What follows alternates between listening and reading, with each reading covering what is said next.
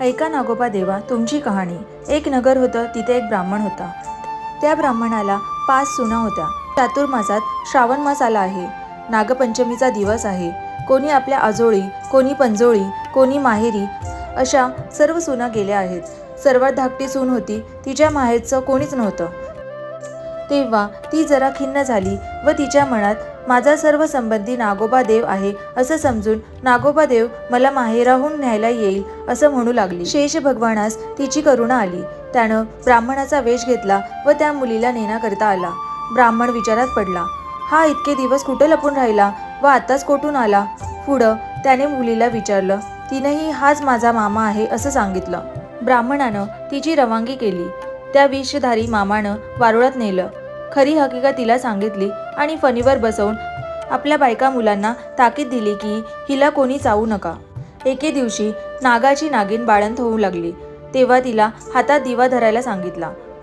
पुढं ती व्याली, तिची पिल्लं वळवळ करू लागली। ही मुलगी भिवून गेली आणि हातातला दिवा खाली पडला। पोरांची शेपटं भाजली। नागिन रागावली, सर्व हकीकत नवऱ्याला सांगितली। तो म्हणाला, मी तिला लवकरच सासरी पोचवतो। पुढे ती मुलगी पूर्वव्रत आनंदाने वागू लागली। एके दिवशी नागाने मुलीला अपार संपत्ती दिली आणि मनुष्यदेह धारण करून तिला सासरी पावती केली। नागाची पोरं मोठी झाली, आपल्या आईपाशी चौकशी केली, आमची शेपटं कशानं तुटली? तिने त्या मुलीची गोष्ट सर्व पिल्लांना सांगितली। त्यांना फार राग आला, तिचा सूड घ्यावा म्हणून ते तिच्या घरी निघाले। घरी जाऊन त्या मुलांनी पाहिले की ती मुलगी पाटावर व भिंतीवर नागाची चित्र काढत होती। त्यांची पूजा केली। पूजेजवळ नागाने लाया, दूध वगैरे ठेवलं, उकडीचा नैवेद्य दाखवला। हा सर्व प्रकार नागाची पिल्लं पाहत होती।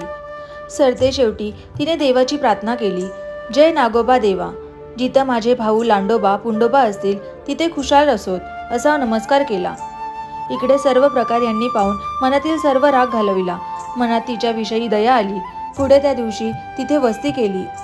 दूध पाणी ठेवतात, त्यात पहाटे एक नवरत्नाचा हार ठेवून निघून गेले। दुसऱ्या दिवशी हार उचलून गळ्यात घातला।